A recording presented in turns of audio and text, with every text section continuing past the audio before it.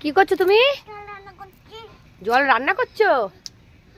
এ বাবা, এই জল দিয়ে রান্না করে কি হবে?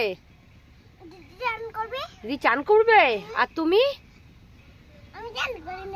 তুমি চান করো না কেন? চান করো না কেন? করেছো? ও তাই? তোমার গরম জল দিয়ে স্নান করতে ভালো লাগে?